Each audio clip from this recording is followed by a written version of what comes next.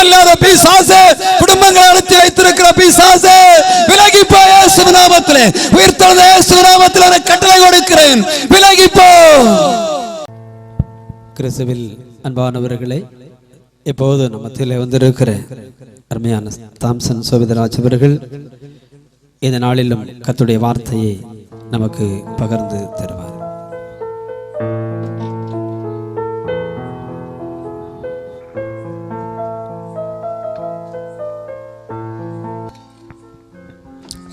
ஹல்லேலூயா, ஹல்லேலூயா, ஹல்லேலூயா, ஹல்லேலூயா, ஹல்லேலூயா.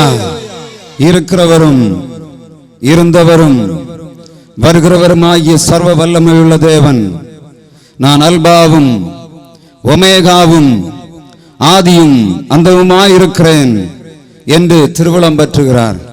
இந்த சபை நாள் விழாவின் 2ஆம் நாள் கூட்டத்திலே வந்திருக்கிற உங்கள் அனைவரையும் நமது ஆண்டவரும் இரட்சகரும் வருகிறவருமாகிய இயேசு கிறிஸ்துவின் ஈடிணையற்ற நாமத்திலே வாழ்த்துகிறேன், வரவேற்கிறேன். இந்த நாளிலும் கர்த்தர் உங்களோடு பேசும்படியாய் ஆவலோடு வந்திருக்கிறார். 2 பேராவது 3 பேராவது என் நாமத்தினால் எங்கே கூடியிருக்கிறீர்களோ அவள் மத்தியில் இருக்கிறேன் சொன்ன கர்த்தர் தம்முடைய வாக்குத்தத்தத்தின் பிரகாரம் இந்த இடத்துல இறங்கி வந்திருக்கிறார். நாம் செய்ய வேண்டிய காரியம், இன்றைக்கு கர்த்தர் நம்மை ஆசீர்வதித்து அனுப்ப வேண்டும் என்று சொல்லி எதிர்பார்ப்போடு இருப்போம் என்று சொன்னால் கர்த்தர் இன்றைக்கு உங்களை ஆசீர்வதித்து அனுப்புவார். அதை போல என்னுடைய வார்த்தை வெளியிடங்களில் கேட்டுக்கொண்டிருக்கிற எந்த சகோதரனாயிலும் சகோதரி ஆகிலும் தீராத வியாதியினாலே பிடிக்கப்பட்டு எல்லா டாக்டர்களாலும் கைவிடப்பட்டு இந்த இடத்துல உட்கார்ந்திருப்பீர்கள் என்று சொன்னால் உள்ளே வரும்படியாய் உங்களை தாபந்தமாய் கேட்கிறேன்.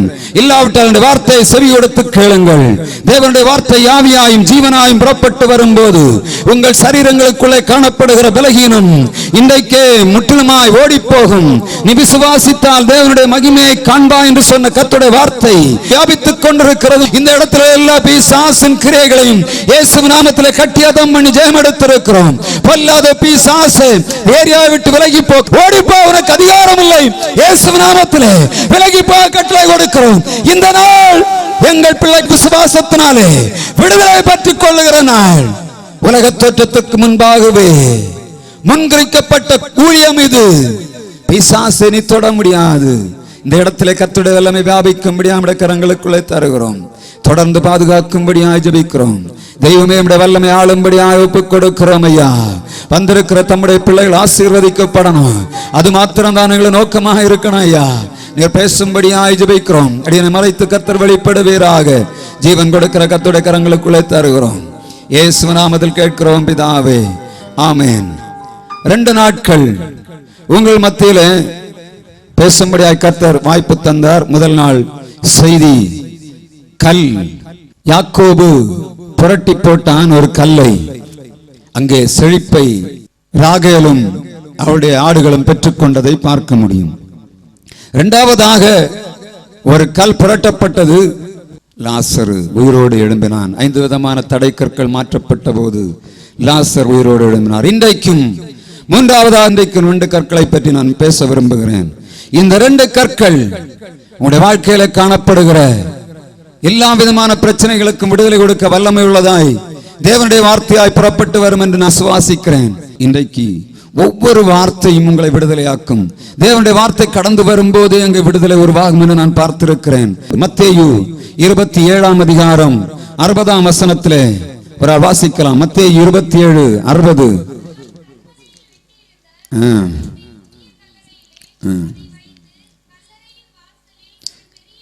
கல்லறையின் வாசலில் ஒரு பெரிய கல்லை புரட்டி வைத்து போனான்.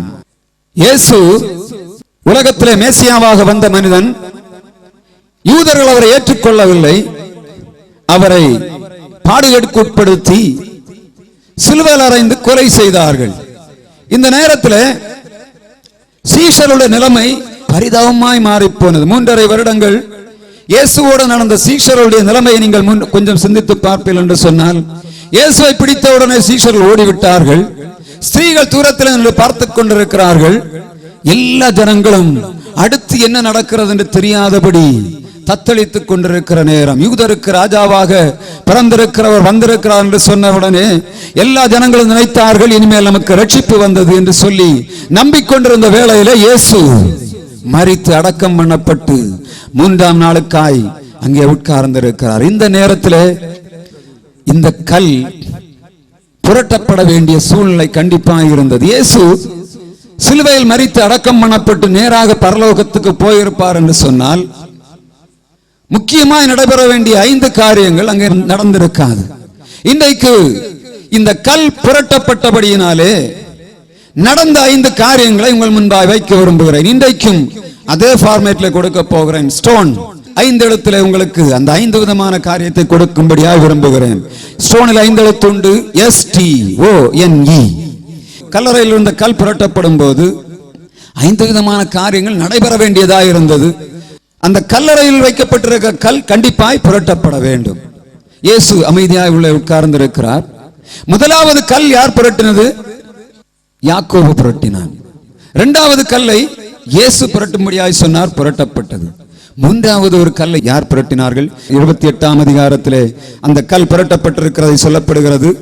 பூமி அதிரும்படியாய் கர்த்தருடைய தூதன் வானத்திலிருந்து இறங்கி வந்து வாசலில் இருந்த கல்லை புரட்டி தள்ளினான். முதலாவதாக செழிப்பை பெற்றுக் கொள்ளும்படியாய் யாக்கோபு கல்லை புரட்டுகிறான். மரித்து போன மனுஷனை உயிரோடு எழுப்ப பண்ணும்படியாய் இயேசு கல்லை புரட்டினார். நானே உயிர்த்தெழும் ஜீவனுமாய் இருக்கிறேன் என்று சொன்ன இயேசு மரித்த போது அவருடைய கல்லை புரட்டி தள்ளும்படியாய் ஒரு தேவதூதன் வர வேண்டியதா இருந்தது. 5 விதமான காரியங்கள் அங்கே நடைபெற வேண்டியதா இருந்தபடியினாலே தேவதூதன் வந்தான், கல்லை புரட்டினான், இயேசு வெளியே வந்தார். 5 விதமான காரியங்கள் நடந்தது. முதலாவதாக ஸ்டோனில் முதல் எழுத்து எஸ். இது லூக்கா 24ஆம் அதிகாரம் வசனத்திலே சொல்லப்படுகிறார். வாசிக்கலாமா? 24:5. தலை கவிழ்ந்து உயிரோடு இருக்கிறவரை நீங்கள் மரித்தோரிடத்திற்கு தேடுகிறது என்ன என்று கேட்கிறார். இவர்கள் இயேசுவை தேடி அதிகாலையிலே சுகந்த வர்க்க முடியாய் வருகிறார்கள். மரியாளும் மகதலேனா மரியாள் சலோமே என்று சொல்ல 3 பேருமாக சேர்ந்து இயேசுவை அதிகாலையிலே எல்லாரும் எழும்பும் முன்பாய் ஓடி வருகிறார்கள். எதற்காக? சுகந்த வர்க்கமிட வேண்டும். வந்து பார்க்கிறார்கள், கல்லறை திறக்கப்பட்டிருக்கிறது. எல்லாரிடத்திலும் சொல்லுகிறார்கள், பக்கத்து இயேசுவை யாரோ எடுத்துக்கொண்டு போய்விட்டார்கள், நீங்கள் தெரிந்த இடத்தை சொல்லுங்கள் என்று சொல்லி அழுது கொண்டு நிற்கிறதை காணும் போது அங்கே வரக்கூடிய வார்த்தை, உயிரோடு எழுந்தவரை நீங்கள் மரித்தோரிடத்திலே தேடுகிறது என்ன? பாரதோ கல்லறை மூடின பெருங்கள் புரண்டோருண்டோடுது பாரதோ கல்லறை மூடின பெருங்கள் புரண்டோருண்டோடுது அங்கு போட்டமும் திரை காவலுக்குமோ தேவமும் திரை சந்நிதி முன். சகோதரனே சகோதரியே, இயேசு மரித்தவராயில்லை, அவர் உயிர்த்தெழுந்தவராய் இருக்கிற நேரத்தில் இயேசு என்ற ஒரு பெரிய மனிதனை நம்பி வந்தேன், என்னுடைய வாழ்க்கையில் இவர் எல்லாவற்றையும் செய்வார் என்று சொல்லி வந்திருந்த நேரத்தில் இப்பொழுது சூழ்நிலைகள் எல்லாம் எதிரடியாய் போய்விட்டது.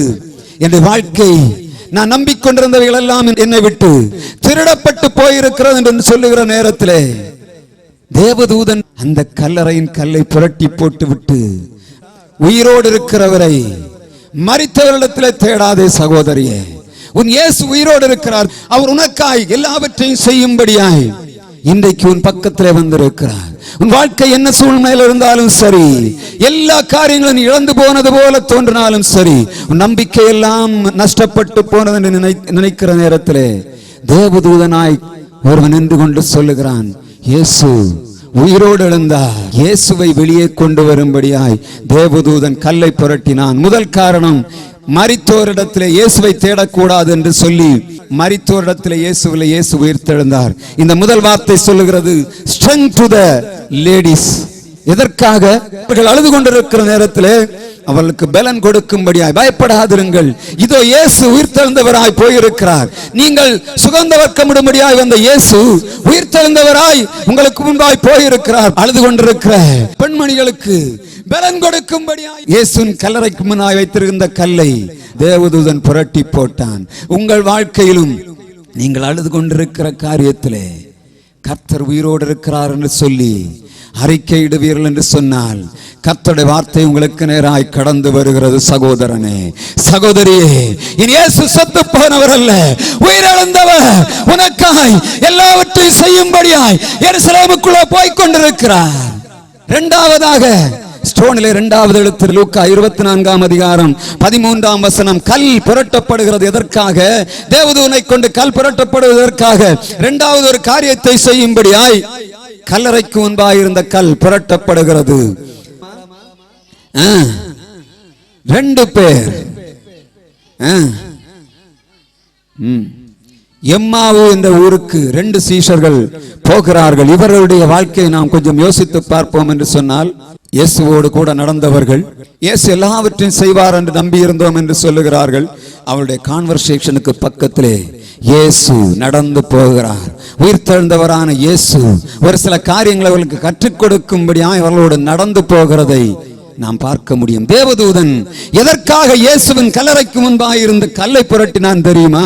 அவர்கள் இயேசுவிடத்தில் கற்றுக்கொண்ட அநேக காரியங்களை, நியாயப்பிரமாணத்தின் காரியங்களை திரும்ப அவர்களுக்கு remind பண்ணும்படியாய், teach to the commandments of the Lord to the disciples of the எம்மாவுக்கு போன 2 சீஷர்களுக்கும் இயேசு நியாயப்பிரமாண காலத்திலே தேவன் எழுதி வைத்த காரியங்களை, இயேசு பாடுபட வேண்டும், ஏசாயா தீர்க்கதரிசியினால் சொல்லப்பட்ட காரியங்கள் நிறைவேற வேண்டும் என்று சொல்லி அவளுக்கு முன்பாய் கடந்து அவளோடு நடந்து போகும்படியாய் தேவதூதன் கல்லை புரட்டி தள்ளுகிறான். இயேசுவை வெளியே கொண்டு வருகிறான். இரண்டாவது அங்கே நடக்கிற காரியம் சந்தேகத்தோடு, இனிமேல் எருசலேமில் இருந்து நம்மை கொண்டு போடுவார்கள் என்று சொல்லி ஒளித்து போய்கொண்டிருக்கிற எம்மாவுக்கு போய்கொண்டிருந்த 2 சீஷர்களுக்கு இயேசு போய் சொல்லுகிறார், நான் உயிர்த்தெழுந்து வந்திருக்கிறேன் என்று சொல்ல கூட நடந்து போகிறார். இவர்கள் நான் கற்றுக் கொடுத்த பாடத்தை வைத்திருக்கிறார்களா, மறந்து போனார்களா என்று தெரியவில்லை. அநேக நேரங்களிலே நம்முடைய வாழ்க்கையிலும் கேட்கிறோம், அநேக வார்த்தைகளை ஆண்டவரிடத்தில் கேட்கிறோம், விட்டு விடுகிறோம், மறந்து போகிறோம். 3.5 வருடம் கூட நடந்து எல்லா காரியங்களையும் கற்றுக் கொடுத்தார். ஆனால் 3 நாட்களுக்குள்ளே அவர்கள் மறந்து போனார்கள். பழைய சூழ்நிலைக்கு நேராய் போய்கொண்டிருக்கிறார்கள். இப்பொழுது இயேசு அவர்களோடு நடந்து போகும்படியாய் தேவதூதன் கல்லை புரட்டி இந்த எம்மாவுக்கு போகிற சீஷர்களை திரும்ப கொண்டு வரும்படியாய் தேவதூதன் இறங்கி கல்லை புரட்டினான். இயேசு போனார். எம்மாவூர் சீஷர்களுக்கு முன்பாக கூட நடந்து போகிறார். நடந்து போய்கொண்டே இருக்கிறார். இவர்கள் பேசிக்கொண்டே போகிறார்கள். இயேசு கேட்டுக்கொண்டே போகிறார். ஆனால் இவர்கள் பேச பேச, இயேசு பதில் பேச பேச அவருடைய உள்ளம் கொழுந்து விட்டு எரிந்து கொண்டிருக்கிறது. ஆமா, ஆனால் வெளியே சொல்ல முடியவில்லை.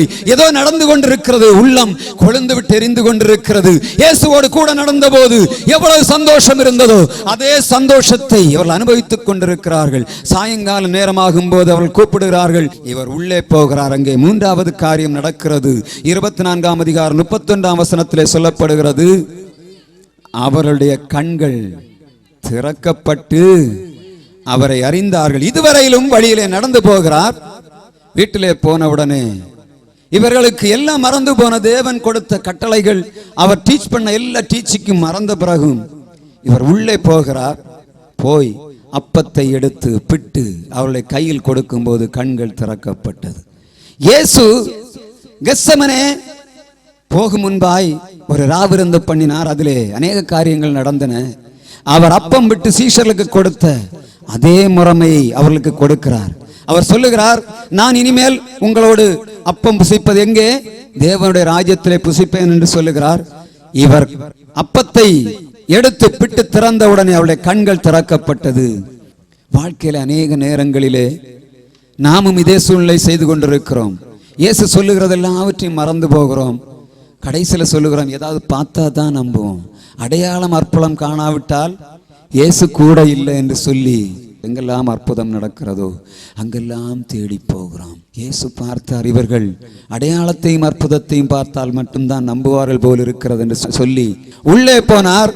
அப்பத்தை பிட்டார், எடுத்து கொடுத்தார், இவர்களுக்கு காணாமல் போனார். அப்பொழுது இவர்கள் திரும்ப யோசிக்கிறார்கள், இயேசு எங்களோடு கூட நடந்து வந்தபோது எங்களுக்கு ஒன்றும் தெரியவில்லை, இப்பொழுதோ அவர் உயிர்த்தெழுந்தார் என்று சொன்ன நம்பிக்கை வந்தவுடனே அறிவிக்கும்படியாய் போகிறார்கள். மூன்றாவது காரியம், இங்கே இந்த கல் புரட்டப்பட்டபடியினாலே எம்மாவூர் சீஷருடைய கண்கள் திறக்கப்பட்டது. To open the eyes. அதற்காக தேவதூதன் கல்லை இயேசுவினுடைய கல்லறைக்கு முன்பிருந்து புரட்ட வேண்டியதாய் காணப்பட்டது. நான்காவதாக அந்த ஸ்டோனிலே நான்காவது ஒரு எழுத்து இருக்கிறது, என். லூக்கா 24 அதிகாரம் 47 வசனத்தை ஒரு ஆள் வாசிக்கலாம். என் news should reach all over the world. லூக்கா 24 அதிகாரம் 47 வசனத்தை ஒரு ஆள் வாசிக்கலாம்.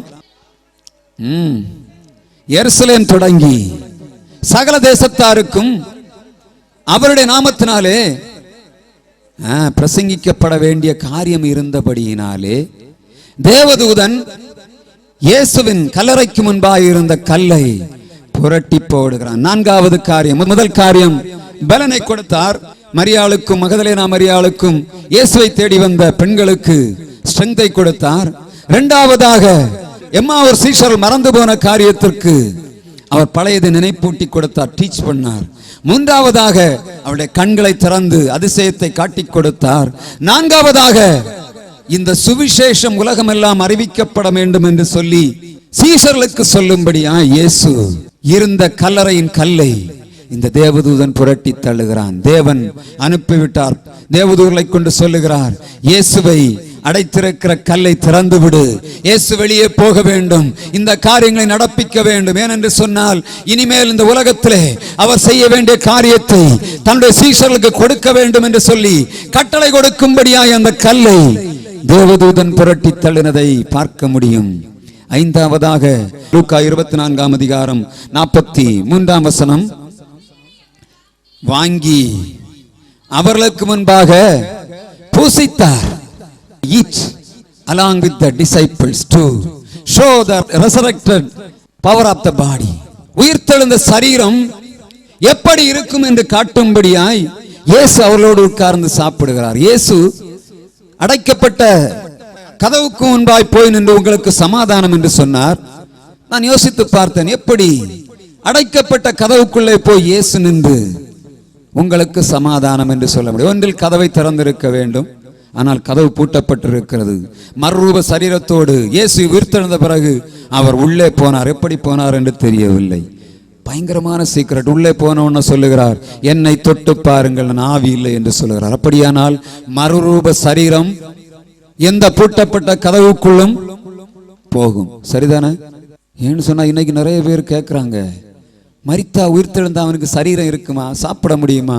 இயேசு சொல்லுகிறார், அங்கே நம்ம பரலோகத்தில் போய் 12 மாதம் 12 மாத கனியை புசிப்போம் என்று சொல்லுகிறார். ஆனால் ஜனங்கள் கேட்கிறார்கள், செத்து போய் உயிர்த்தெழுந்த ஆவியாய் வந்த மனிதன் என்ன சாப்பிடும்? உயிர்த்தெழுந்த மனிதனுக்கு, மறுரூப சரீரம் உள்ளவனுக்கு சாப்பிட முடியும். அதை ப்ரூவ் பண்ணுவதற்காகவே இயேசு சீஷர்களுக்கு முன்பாய் புசித்தார்.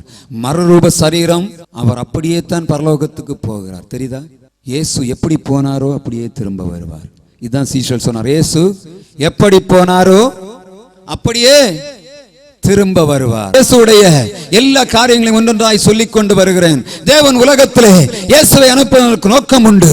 வேத புத்தகம் முழுவதும் எழுதப்பட்டிருக்கிற காரியம் என்னவென்று சொன்னால், Bible contains the mind of God, the state of man, the way of salvation, the doom of sinners and the happiness of believers.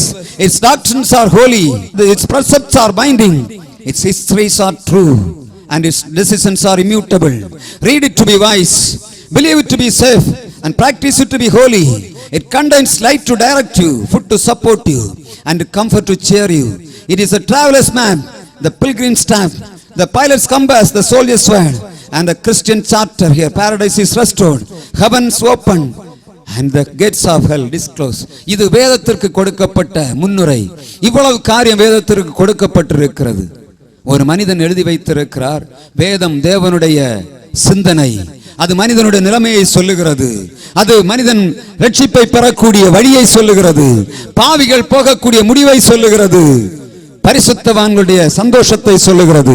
இதில் காணப்படுகிற உபதேசங்கள் எல்லாம் பரிசுத்தமானது. இதில் காணப்படுகிற கற்பனைகள் எல்லாம் மனிதனை தெளிவிக்கிறதா இருக்கிறது. இது read to be wise, வாசிக்க வேண்டும் என்பதற்காக ஞானம் பெற்றுக் கொள்ளும்படியாய். believe it to be safe. நீங்கள் இதை விசுவாசிப்பீர்கள் என்று சொன்னால் பாதுகாக்கப்படுவீர்கள். and practice it to be holy. அதை நடைமுறைப்படுத்தினால் நீங்கள் பரிசுத்தமாய் வாழ்வீர்கள். it contains light to direct you. அது உங்களை நடத்துவதற்கு வெளிச்சமாய் இருக்கிறது.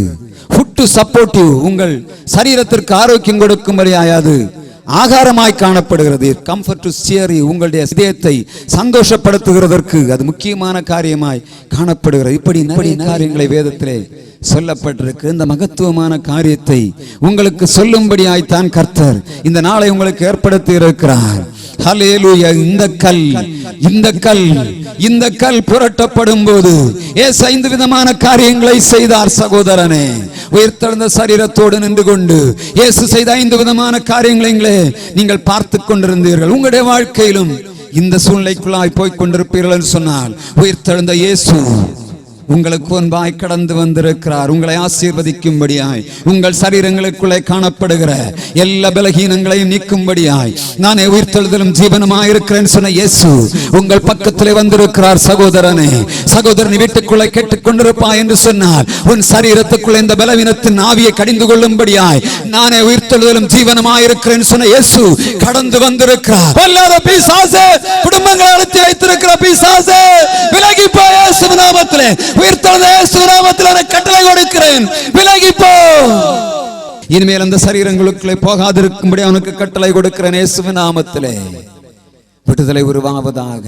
அடுத்து ஒரு முக்கியமான கல்லை நான் உங்களுக்கு சொல்லி முடிக்க விரும்புகிறேன். 2 நிமிடங்களோடு கூட எழும்பி நின்று